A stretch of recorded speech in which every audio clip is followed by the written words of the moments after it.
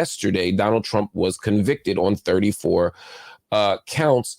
And that's all we're talking about in the news. And I get the visceral pleasure of watching someone like Donald Trump look defeated. I get the idea of saying finally he's being held accountable for something. As an abolitionist, I don't love the criminal legal system being the mechanism for that, but I do at least understand why someone would get joy out of watching that moment.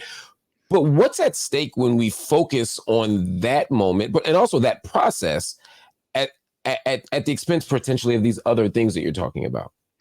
Oh, yeah. I mean, and besides, I mean, it's the media that is really riveted on this, you know, and maybe for the moment, the public to some extent. But, you know, the public, number one, has no faith in our court system, you know, to start with, and really doesn't have faith in our political parties either. You know, so, and has no faith in our media. You know, over half of Americans believe that the media is intentionally misleading them, which they are. You know, so it's like this decision is just, you know, it's kind of lipstick on a pig in a way. You know, it's like, who cares? Because number one, yes, he's as guilty as sin on everything. You know, the guy's just a crook. But number two, the indictments are political, you know, so it's like damned if you do and damned if you don't. Who cares? And that's the scary part for me, right? Donald Trump did everything they said he did. I have no doubt about that. But this feels like a political indictment. This feels like political retribution. Should we be speaking out against that more, or do we just say, hey, let this one go? In my view, we have to get, you know, if we had infinite resources and money, yeah, there's a lot we could speak out about. But given that we have, you know, by we, I mean the public interest, you know, we have limited resources here. We have to really focus, I think, on the source of the problem. You know, why are people supporting Donald Trump? Where did that come from?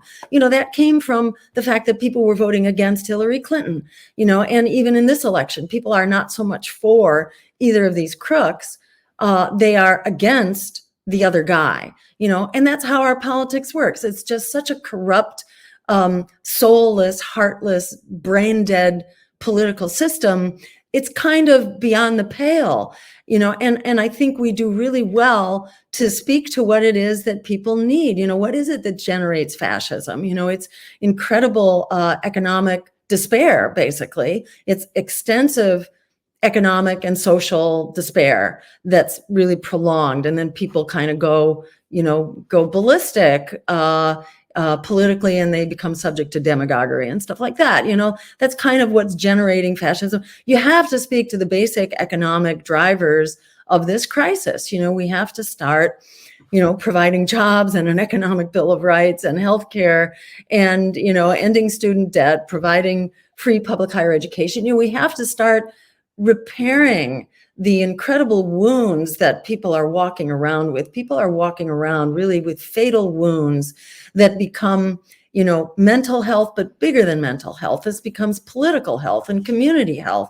It's all kind of on life support at the moment. And we have to dig down to really reviving, you know, our sense of community and the politics of community and the art of community and the music, and just declaring and being, you know, meaningful social entities, whether that's families, communities, you know, the political body, whatever. You know, we have to start kind of like affirming life and community and justice.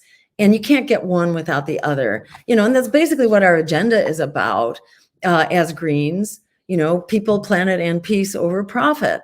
And you have to speak to the community where you are, where they are hurting the most, and where they're ready to move. And politics here just makes all of that